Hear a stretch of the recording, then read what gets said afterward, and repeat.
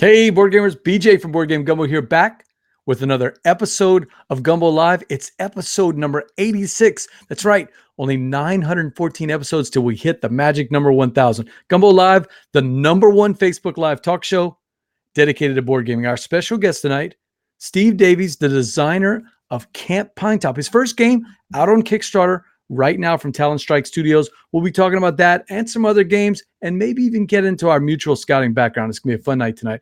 Board Game Gumbo is a proud member of Punchboard Media.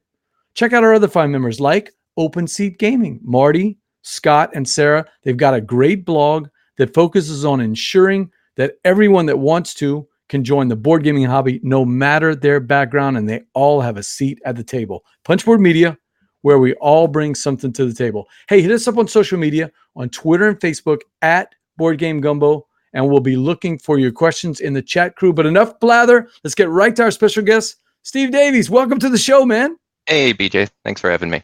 Awesome to have you here. Super excited. I've been watching your game for a long time, and we're going to talk about it tonight. But first, give us the elevator pitch. Who is Steve Davies, and how did you get into board gaming? Yeah, so let's see. I started designing back probably 2011 or so, right around when I started, getting into gaming. Yeah, so as soon as I started playing games, I really started designing them. Let's see. I live up in Vermont with my wife. We got a dog and 3 cats and a couple of chickens and ducks. Nice. Yeah. The idyllic Vermont. When you think about it on TV, you live that lifestyle, right? Yep. Yeah, exactly. That's what we're going for. Awesome. Yeah. So actually, I started listening to the State of Games kind of early on, and if I can plug one of your sister shows there. I love the State of Games. One of my favorite podcasts. Chris Kirkman, TC Petty, both of them have been on the show, and Daryl, who has not been on the show. Hey, Daryl, come on the show. But anyway. Yeah. So that kind of led me to the Unpub Network. And wait, is Daryl from Vermont originally? No. Not that I know of. Okay. And none of them are from Vermont, though, right? No. Why is there a connection with Vermont on the State of Games? I have to ask Kirkman about that. It's not him because he's from the Carolina region, but I love that State of Games podcast. They do a great job on that thing. Yeah. Yeah. So they kind of led me into the Unpub Network and started going to the main Unpubs, and ever since then I've just been designing games. The main one is in Baltimore, is that right? It's just outside of Baltimore, Hunt Valley nowadays. And how was your experience at that very first Unpub that you went to? Great. Well, the first one was 3, I think, and it was in a auditorium at like a high school, I think in Delaware. And then that's where he's from. That's Daryl? That's where Daryl's from. I think it's Delaware. Yep. And then I think 4 was also in Delaware. I missed a couple. And then, then it moved to Baltimore. And the past 2 years it's been in Hunt Valley. Got a couple people checking in from the chat crew. Marshall Wells, head of the Sinlaw group, saying good evening. Marshall, tell you, we do have a, it's Unpub, but it's sort of loosely linked with Unpub. We call it GoPub, Geaux, because we spell everything with EAUX down here. But anyway, that's what we have. We had about 6 designers come to the Southern Board Game Fest this year and try out their designs. It's something new for us here in Louisiana, so that was kind of a thrill. And of course, we can't forget the name father, Steve O'Rourke, checking in. Welcome to the Gumbo, Steve, from a fellow. And you both go by Steve, so that is funny. Steve O'Rourke, thanks as always for everything he does for the show. So Unpub, are you still going to those events? Yep. Yeah, the last 2 years I went. Planning on going again this year. Now, when you go to Unpub, is the rumor true that you bring a tent and you camp outside of the Unpub instead of staying in a hotel, since you were a scout whenever you were a kid and you know how to use a tent and backpack and all those things? No, because I started that rumor yesterday, but it's not true, I guess. Huh? Can't say I do. No, it's in a hotel, so the rooms are too tempting. I couldn't do it. Hey, look, I've backpacked probably, tons in my career in scouting, and I'm going to take a hotel anytime I can if we're going to a convention. I mean, that's it's just a different way. I know I'm getting to that point where lying down on the ground, I need a little more more softness in between me and the ground than the hard closed foam pads. Hey, there's Bill Lacey checking in. Bill is the designer of Koi. Cool to see you here, Bill. You've been posting a lot about a lot of games you've been playing, Bill. Are you working on any games? Because all I see is you playing games. And professional designers, man, they should be designing games, right? Jesse's checking in. Also good to see you, Jesse. We hadn't seen you in a while. That's right, Gumbo. So I'm sure you're like me, though. You have those that favorite equipment that you like to camp with. What's the old trusty standby that if you're going to go backpacking or you're going to go camping with your dad or your kids, what's that thing you always bring, Steve? Have you ever used an alcohol stove? Yeah, so like a cat stove you're talking about? Yeah. Sure. I'll Okay. never Yeah. I'll never let mine go. You can take the white gas or the big diesel stoves. I love my little white. Bill, we've got two guys here. If I'm not mistaken, Steve, you've also hiked the Appalachian Trail. Is that right? Yes, yep. So here's Bill and Steve both. They could probably give us some great tips. Myself, I've only done like about a mile on it, right out there in the Great Smoky Mountains, just off the trail. When you go to what's the name of the place where you go at the top of the Great Smoky Mountains? Is it Clingman's Dome? Clingman's Dome, yep. Yeah, and they have that thing that you can walk up. And my wife and I and the kids, we just kind of walked a mile or two over there. So we have not done that. Nice. It was very snowy when I went through there. As I was coming down, I'm like up to my waist in snow. Well, I'm curious for you and Bill, which ways did you guys do it? Did you start in Alabama or Georgia and go all the way up to Mount Katahdin, or the other way around? No, I did it the normal way. I went south to north. South to north. We'll have to find out what Bill did out there. So, any good stories? Did you have a trail name?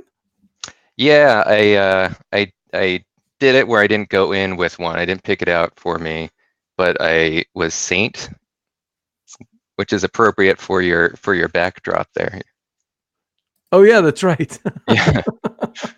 Yeah, not bad at all. New Orleans Saints. You were the Saint. So Bill corrected me. He says, yes, we still need to enjoy the hobby to design better. That's right. And Steve, you would say that. I know you haven't been playing a lot of games lately, but you have to play games to see what's out there, right? Oh yeah, yep. Jesse says, hey, Steve.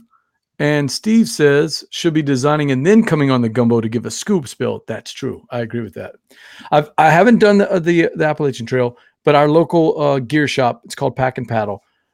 They've done it twice, and they've also done the Pacific Coast Trip, the PCT. So, and of course, they do that for personal reasons, but also professional reasons. At the end of an Appalachian Trail hike, you feel confident to tell people what gear works and what doesn't work.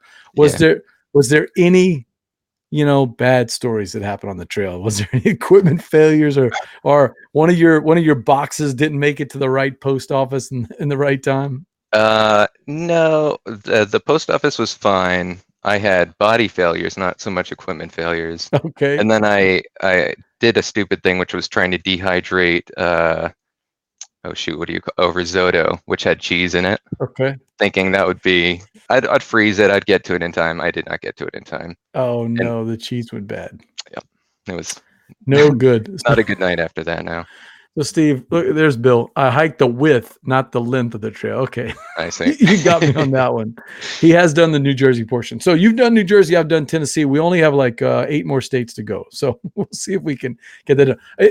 I have no desire to hike the entire Appalachian Trail, but I would like to enjoy different parts of it. And there's another part in North Carolina that we've already picked it out. It's about a 12-mile section near the big lake there in North Carolina. And that's a section that I would like to do. So nice. Someday the Appalachian Trail.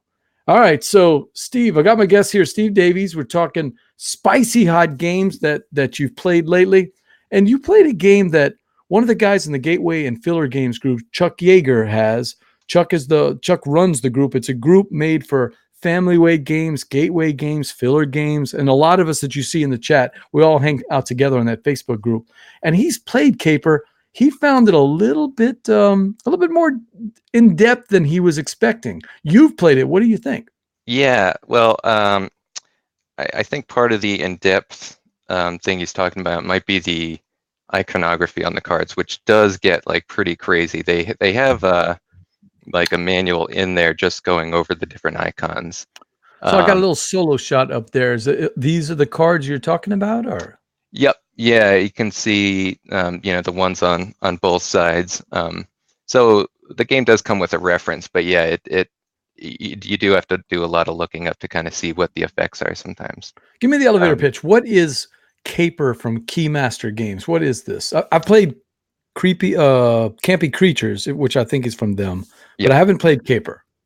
So you've got 3 locations, which here are those pink like tiles in the middle, and you're each deploying like your agent. So like it's a kind of an old school spy thing where you've got different agents on both sides, but you're passing a deck back and forth, and it takes So a place over two-player so game. many rounds. Yes, yeah, mainly 2-player.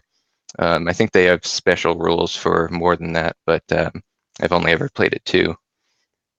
But yeah, you can see like the magnet there in the lower right. You get kind of all sorts of wacky tools and gadgets you can play to those agents, and then it just comes down to kind of a final scoring round, who controls each location, and there's a few different ways to earn points that way.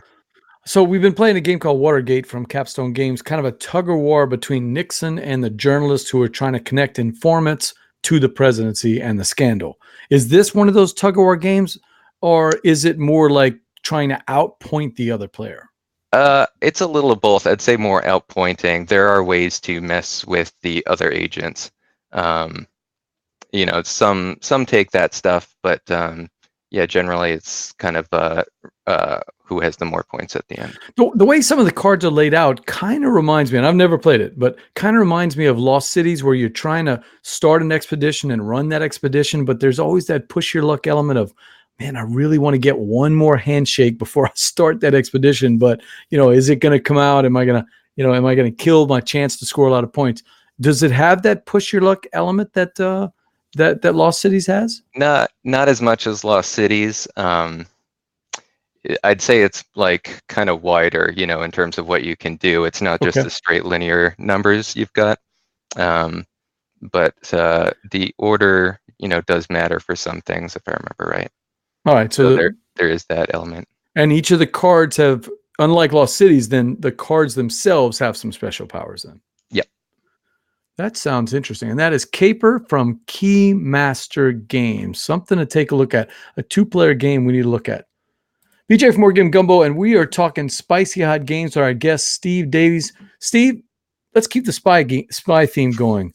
Restoration Games sent me a game from way back in the 70s that they have reimagined. They like to freshen up these games, give them another turn, and that is Conspiracy: The Solomon Gambit. Is that a game you've played or at least familiar with? I haven't played it yet. I've looked into it though, and it looks really interesting. Yeah, so I've played it at every play count. I've played it a lot. In getting ready to do the review for next week, I've actually tried to play it at every single play count with a bunch of different groups. I played it with my wife runs a high school game club, and I've taught it to them. I played it with my regular game group, and I played it with the family, trying to get all the different flavors of it. Yeah, if we're going to explain the game, these 6 little spies that you see there in the corner of the photo shot, those are the ones that we're going to use to explore this board. Solomon, Dr. Solomon, who, by the way, is an homage to the original designer of the game. They put him in as a character in the game. That's kind of a cool way to bring back the designer. But Dr. Solomon has that briefcase that you see on the screen. He's trying to get it back. It's got, it's the MacGuffin. We don't know what's in the briefcase, but it's something that's going to break the whole spy network. Each of us 4 players, it plays up to 4. Each of us 4 players are trying to get that briefcase into our corner of the map using those 6 spy agents. That's pretty intriguing, but here's the twist. You get this blind screen there, and on the screen it's very helpful. It shows you all the special powers of all 6 of the agents. When you successfully move an agent, you get a cool bonus. It also shows you the things you can do in your turn. But those pictures at the bottom represent the spy agents, and those gold sovereigns or coins represent the influence. Whenever someone challenges your move, you got to not bid them because you're not actually spinning them, but you have to honestly outbid the other person in influence. In other words, if I've got 6 or 7 on on Tempest and I'm trying to move them, if somebody has more than that on Tempest, they can block that move. So, I mean, there you are, you have this big grand scheme of things and somebody outbids you by one and you just wasted your turn. So there's that big tug and pull, tug of war all over the board as we try to maneuver the briefcase around. And the kicker to the game is you have two more ways to use influence. One is throwing coins one at a time on Dr. Solomon himself. That breaks the stalemate. If the game drags out for 20 rounds and nobody's gotten anywhere, whoever has influenced Dr. Solomon more wins. But the other thing is, if somebody's put a lot of influence on one particular character, I'm using magician to just throw the briefcase my way. If I put too much influence, someone else can it's not assassinate, it's uncover him. I can't think of the word. Burn, but right? Yeah, burn. That's exactly right. You can burn them, and basically you expose the spy and neutralize them, and all those coins go away. You can't use it anymore. I tell you, it's a family weight game. If gamers are expecting a really, really deep game between, a fight between four people, that's not really what this is. But if you play family weight type gaming, I can recommend the Solomon Gambit Conspiracy: the Solomon Gambit. What do you think? Yeah, I looked that up. I mean, the part that was really exciting to me, I don't know what this says about my personality, is betting against everybody, right? Or betting that nobody's going to win and just kind of seeing when that turning point is and saying, all right, maybe I'm going to start betting on the bad guy here. Or And I guess maybe Dr. Solomon isn't the bad guy. I'm just assuming that. But, he's the bad guy. He's a good guy as a designer, but in the game, he's the bad guy.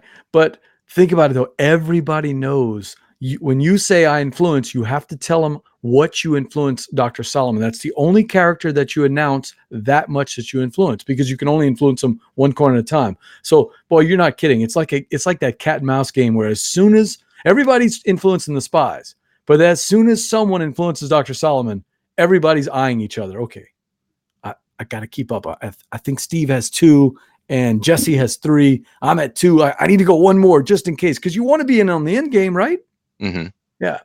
Diabolical. I like it. It's not a great game, but a good game, a good family weight game, a little bit of a step up from other family games, but I think you can play with anybody. How old are your kids? Are they ready for games like this? Oh, I don't have kids, just those the cats are my kids. Oh, the cats. That's right. That's right. Yeah. The cats are not ready for a conspiracy? No, although the theme would be up their alley. They'd just be burning everybody left and right, I think. It would be right up their alley. Huh? BJ from Board Game Gumbo. I've got my guest here, Steve Davies, and we're talking spicy hot games that we have played. Here's one that I don't think you've played, but you know a little bit about. Tapestry from Stonemaier Games, a relatively unknown game that's just flown under the radar the last couple of weeks.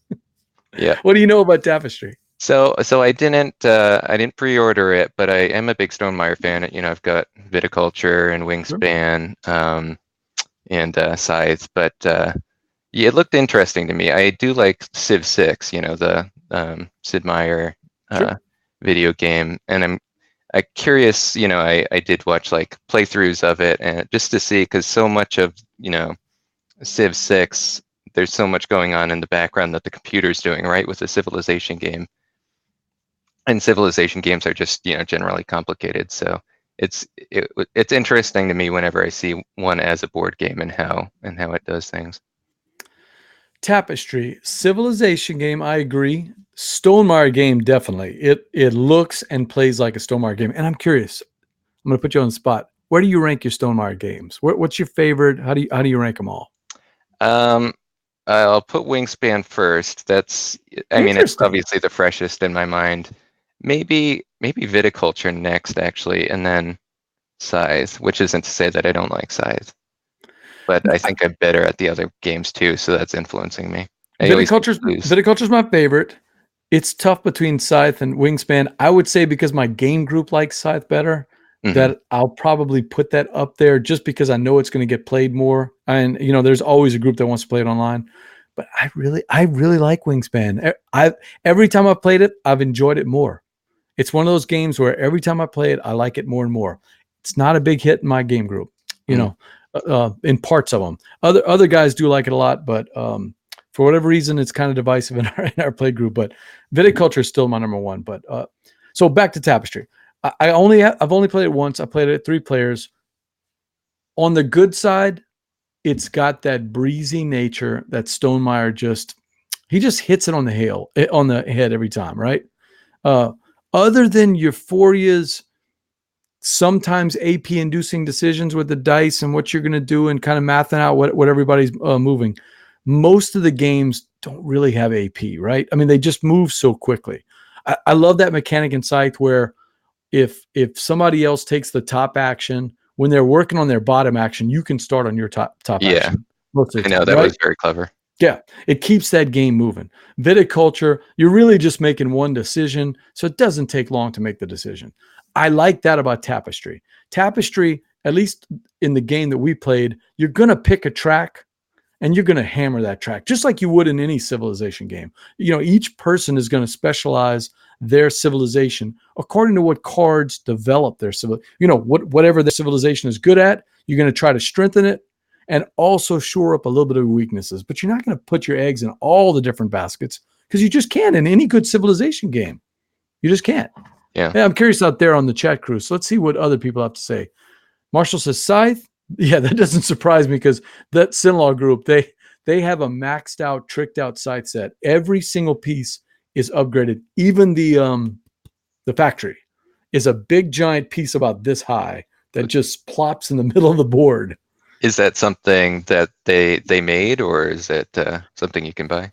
Marshall, let us know. Did Robert make that, or is that something 3D printed, or is that something you can get somewhere? Because I don't know the answer to that. And then he says Wingspan after Viticulture, and then waiting to play Charterstone. I'm halfway through on Charterstone. I think we're on game 6, and we just haven't finished yet. So, have you tried Charterstone? I have not. No. Okay. So back to Tapestry. Good things like the breeziness, like the way that the tech tracks work. I like that. I'm not sold on the artwork on the main board. It just wasn't that exciting to me. Player board's awesome. Love the artwork on the Tapestry cards. I know what you mean. Just kind of the blue and the gray. Yeah, it's a little unexciting.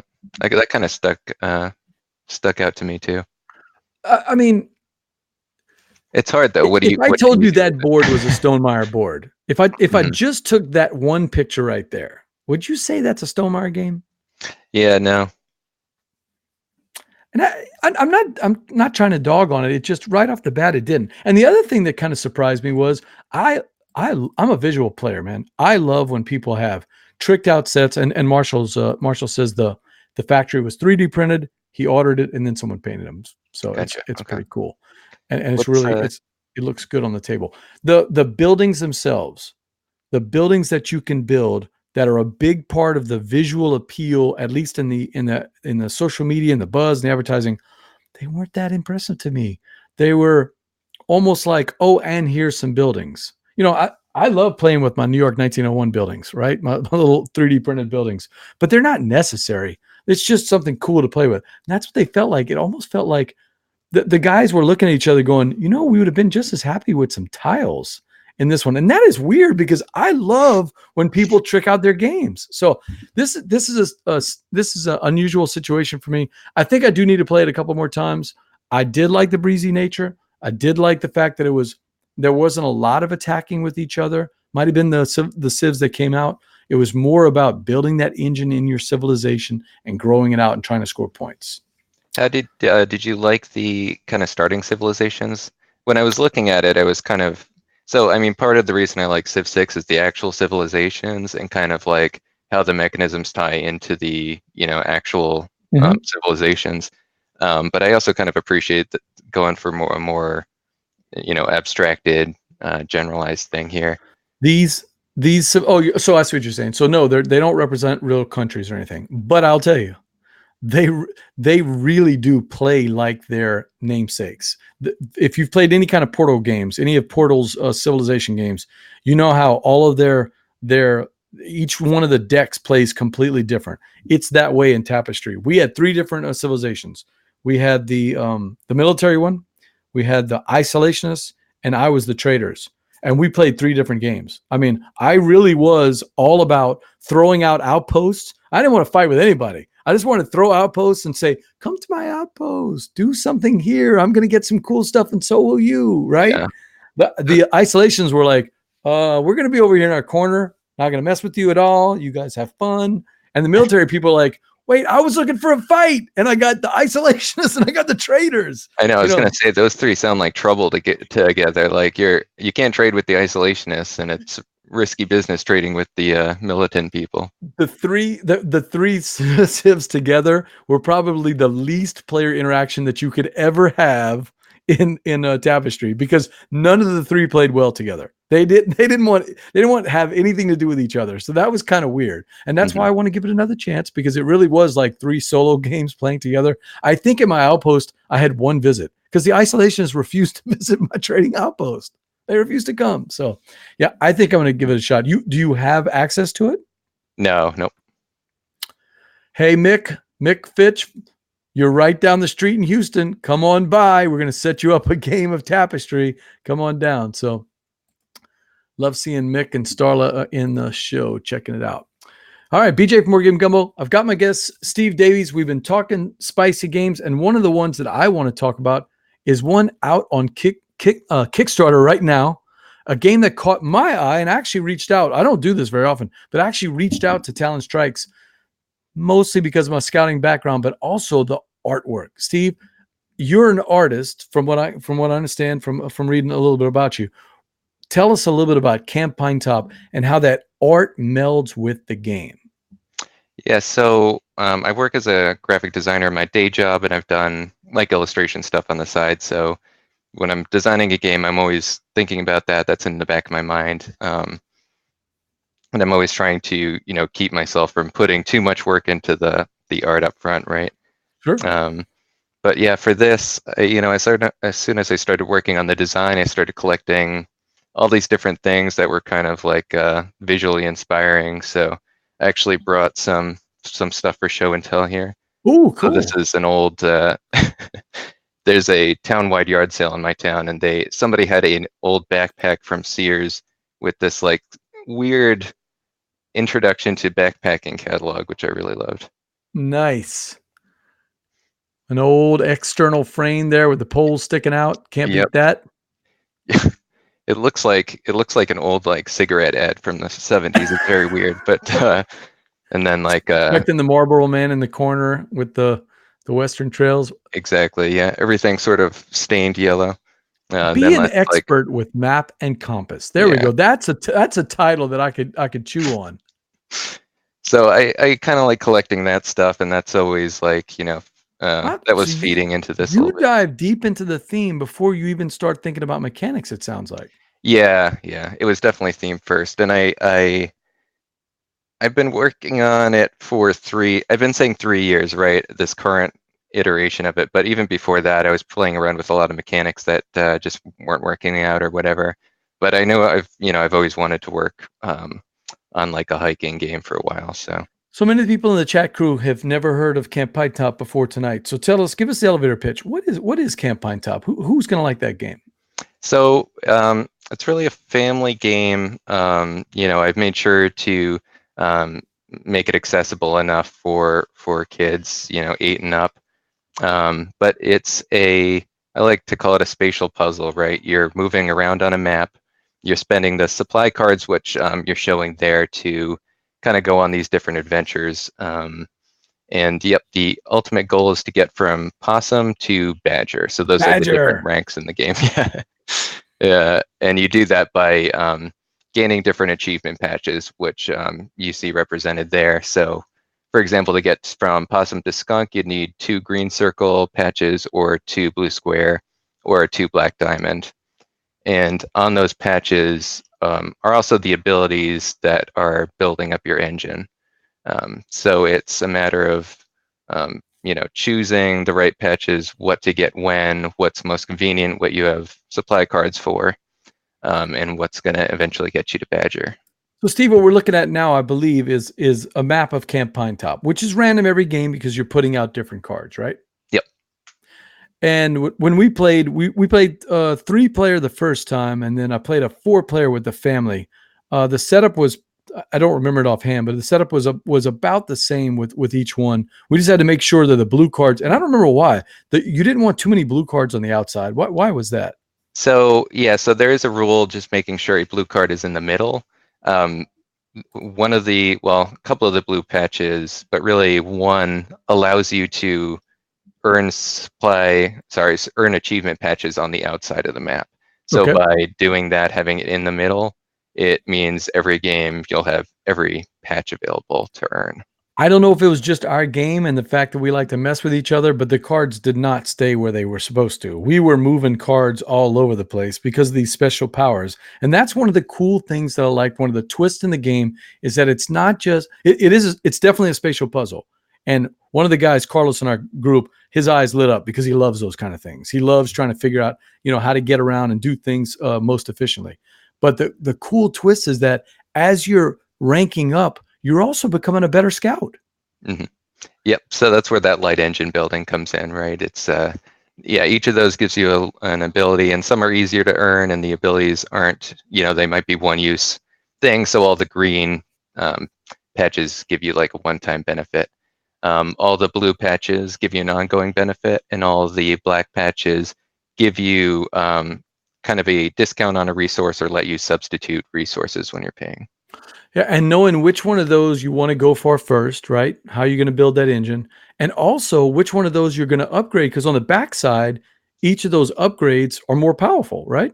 Yep. So basically, by earning a patch a second time, you upgrade it, and you also need 3 upgrades to win. I So wasn't expecting that. I was expecting you to make us collect all 12 patches in an effort to get to Badger. And instead, you threw us for a loop. You were having us collect the badges we wanted or the patches we wanted and then upgrading them. I forgot the term you called it in the game. When you is it upgrade? No. there's an advanced side, but yeah. Advanced. Yeah. So that kind of threw me. I wasn't expecting that. I was expecting it to be more like a race game where you're trying to collect all 12 and that gets you to Badger. But in this way, it was more, you as the designer gave us a little bit of freedom to design our troop the way we wanted to let our scouts be proficient in certain things. All 3 of us, we had different powers. I was the guy that could move around all over the place. I mean, I immediately went for that because I didn't have to worry about them. I just moved around the camp, just going to any map I had. Other people could manipulate cards. Other people Carlos had big discounts on everything he wanted to play. It was, one less paddle if he needed the paddles, those kind of things. So you gave us that opportunity to do it the way we wanted to. And then you didn't force feed it with the advancements. You let us advance the cards that we wanted to. Where did that inspiration come from?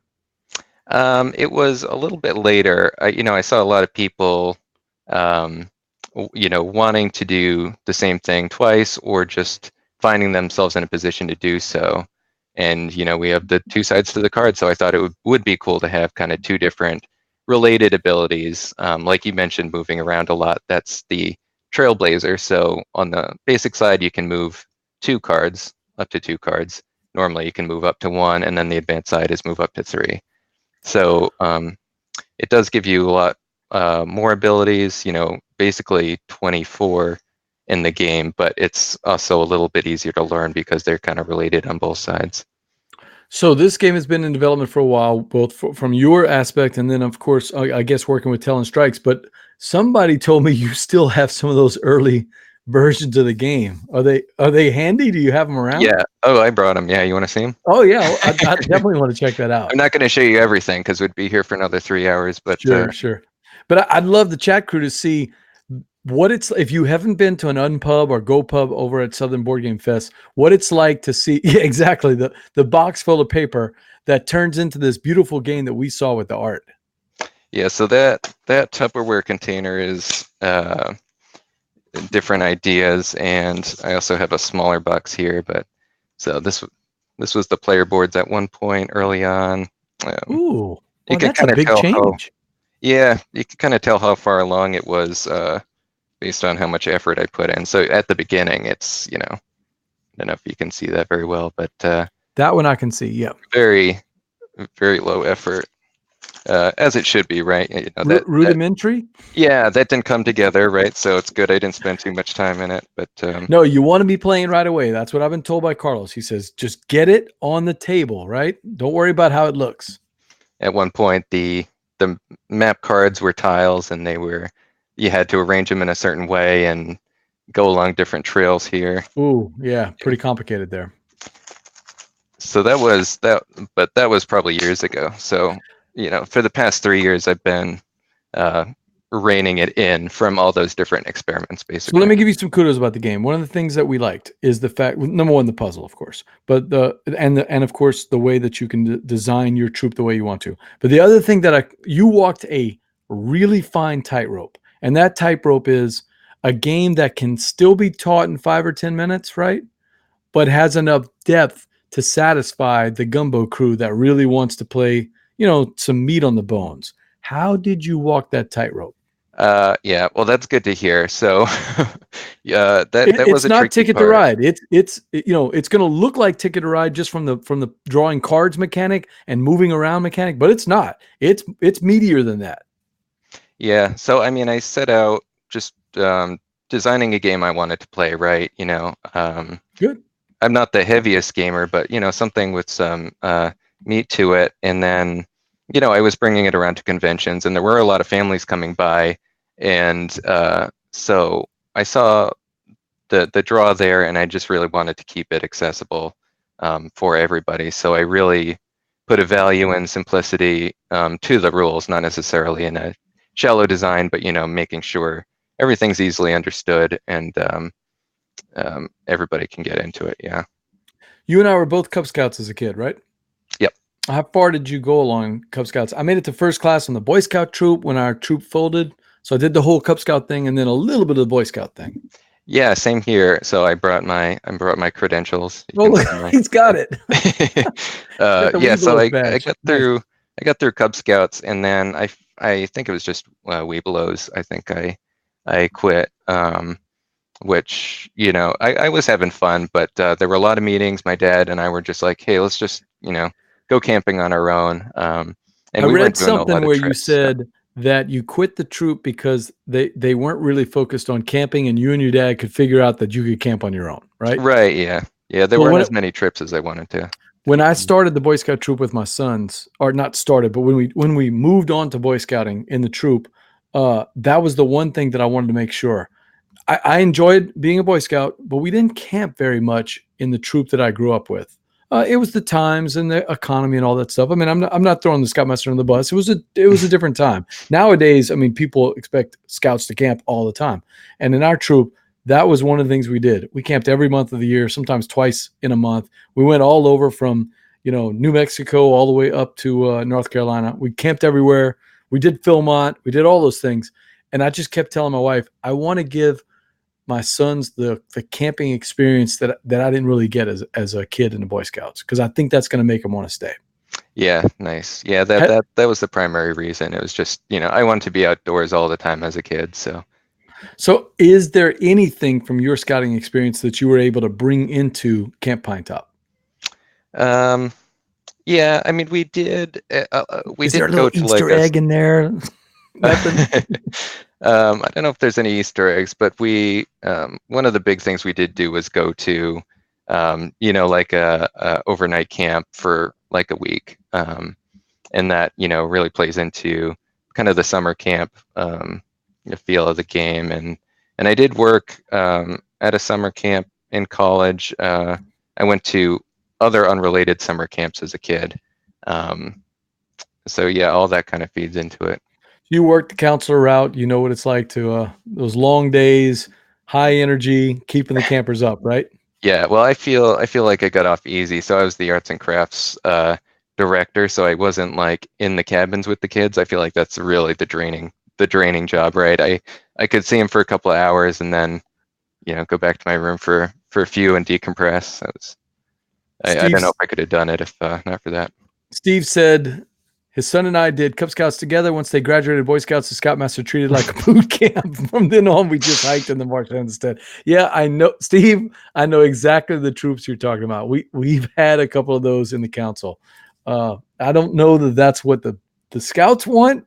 Maybe that's what the moms and dads want, but it's not exactly what the Scouts want. They want to be outside having fun. So take a guess. Do you have any idea what my role has been the last 3 or 4 times that I staffed winter and summer camp? Any guess? What your role is? Yeah, what my role was. What was my primary duty when I wasn't Scoutmaster? I'm not talking about Scoutmaster.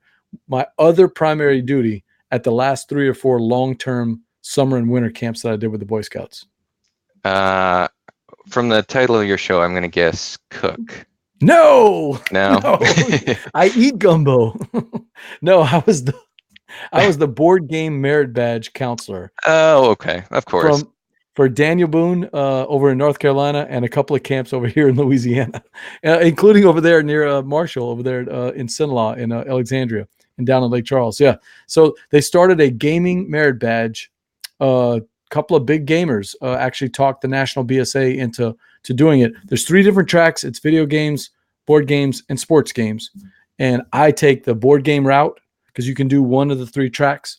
Mm-hmm. And I take the board game route. And over a week, I get all these 11, 17-year-old scouts to each to learn about the hobby, play games that are representative of different mechanics, and then each to design and play test and write the rules for their own game, all through the iterations.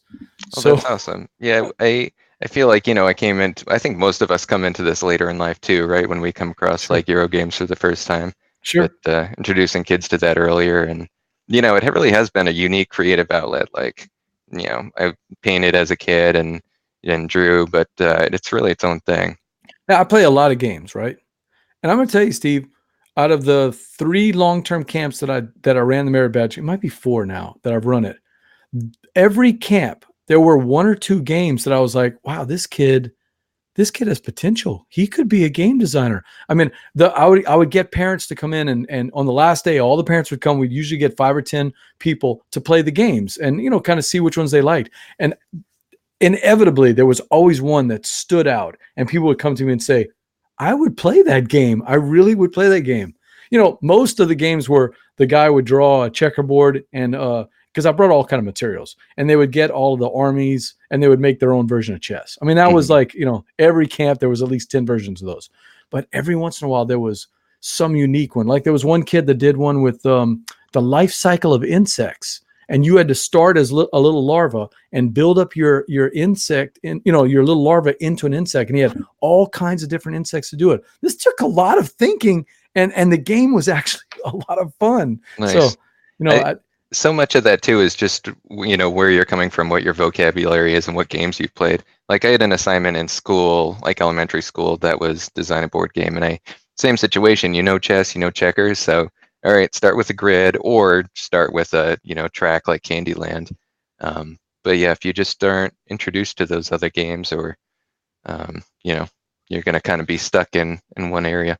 All right, so people wanting to check out Camp Pinetop, who would this appeal to? What's that target that you're trying to hit?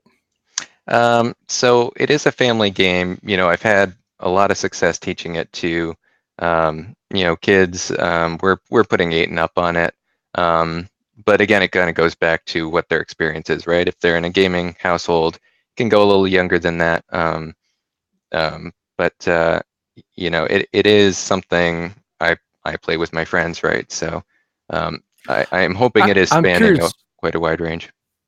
I am curious how y'all are going to pull this off. $20. Hey, chat crew, $20 is the base pledge, plus shipping, of course, for this. And it's going to come with, I mean, the version that I got is just a prototype. It's fun to play. I mean, it's just got regular meeples, but $20 looks really nice. And then it wasn't much more to get the whole tricked out version with all the stretch goals, you already have an expansion that you designed with animals in it. How are you guys pulling that off? That's a really good price, Steve. Yeah, we're being pretty efficient with the components, and so I'm been working on a solo version of it, and that reuses a lot of components. Yep, Eric's been really spearheading that nature. The nature expansion is a little bit of an add-on. But yeah, it's a pretty big game for the size of the box it's coming in. So the artwork, that's not you that did the artwork, I'm assuming, right? Jason Washburn is doing the graphic design for it, and I'm doing the illustrations. You did all these illustrations? Yep. So I am in love with this. This is no smoke. I'm in love with these illustrations. These are really cool. I gotta show that. That front cover is yours. Yep. Yes, it's Jason. So that's not the final board, but yep, Jason did the kind of individual player boards. I did the cover and the card art there and the maps and stuff.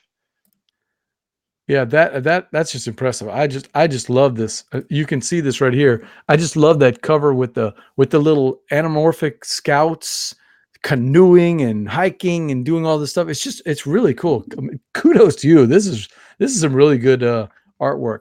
Oh, thanks. Solo gamers are going to be super excited. How far along are you coming with that solo? So we want like 8 different solo scenarios with kind of a narrative to it, right? So it's not legacy, but you know, you're basically Like a 8 campaign? different puzzles. Yeah, campaign. Um, and so I have a couple of those done, and kind of general outlines for the others. But yeah, it's been going really well, and it's kind of fun designing within a design. And because of the puzzly nature of it, you can really mix it up more so than I think I could with some of the other designs I've worked on. Well, that is awesome. People are excited. They're seeing the cover. Even Steve O'Rourke says it's the cover that brought him in. So he got really excited with it. So Okay. that is awesome. And that is out on Kickstarter right now. It just launched today. Today, yep. So when does the Kickstarter end? I think it's going for 24 days. Yep, we got 23 days to go. So Yeah, take a look at that. Look at that cover. That's really what drew me in. All right, BJ from Board Game Gumbo. I lost my guest temporarily. Hopefully, we'll be getting him back. Hey, chat crew out there, this is a really good looking project. Camp Pinetop. It's from Talon Strikes Games. When they put together a project, they really put it together. So, and the price just can't be beat. $20. I mean, that's just phenomenal. So, when you get a chance, get out there and check it out. Steven, did we lose you there? yeah, sorry, I lost you for a minute. No problem. All right, Steve, this is a board game show, and you know what that means. I'm ready. We got to play a board game. So we've got the Envie game ready. First timers on the show, we like to play the Envie game. You and I talked before the show, Envie is that Cajun word. It's like a hankering or a jonesing for something. And in this case, it's a board game, something you really want to play. Doesn't have to be something you own. Could be something you just always wanted to play. So let's get that Envie game and see if Dave Dugas out there can figure out what game it is that you really want to play. Now, the first question that I always ask, is it competitive or cooperative? It is competitive. Yeah, I figured that would be. It's that hiking nature, man, coming out there. If you're gonna a man that's going to do the Appalachian Trail, he's going to want to play a competitive game. All right, so all right, chat crew, you got plenty of guesses. I've limited myself to 20. The chat crew is going to be asking a lot of questions, so we'll see which one can figure it out first. Is it an American designer? I believe it is, yeah. An American designer. All right. Let's see. Is it board-based or card-based more, or is it a hybrid of the two? I'll say mixture on it, yeah. Mixture. So not like a Lost Cities where it's basically just a card game, right? You know? Yeah, no, more components to it than that, yeah. More of a mixture. Okay. Mhm. So we've got, and I think we lost the comments. So can you still see the comments coming up? I can. Well, I got the windows here. Not sure if new ones are coming in. All right, so recap it there for you, chat crew. We got a competitive game, thinks it's an American designer, and it's a mixture of that board game and card game. So is it, Steve wants to know, is it under 60 minutes? Oh, hey, there's the comments back up. Good. Yes, it is. So it's it's like one of those 1 hour wonders or even shorter than that. I'm clicking Like over a filler game or a 1 hour, some meat in the bones. It's there. not filler. It's close to that hour mark. All right. We got some good ones out here. We got a competitive game, American designer mixture, under 60 minutes. Sounds like that good 1 hour wonder that we got. Would you say does it have a nature theme? Marshall wants to know. It does have a nature theme. Yep. It does. Yeah. Now, is Steve O'Rourke, is he going themed on us, tied to the show? Interesting. I mean, it's not Camp Pinetop, I'm assuming, though, right? No. All right, because you would know if you're an American designer or not. Mick says Clank. Nope, not Clank. Clank. Yeah, not Clank. Good thought. But Mick probably hadn't seen the nature theme. So that is a clue, Marshall. Marshall, how did you figure that out? Steve wants to know, is it published in the last 3 years or is it an older game? Last 3 years, yep. Oh, wow. Okay, here we go. We got a nature themed game under 60 minutes in the last 3 years. Could it be animals battling on a big board attacking each other, but they have cards to play? Nope. It's not Root? Nope. Oh, dang it.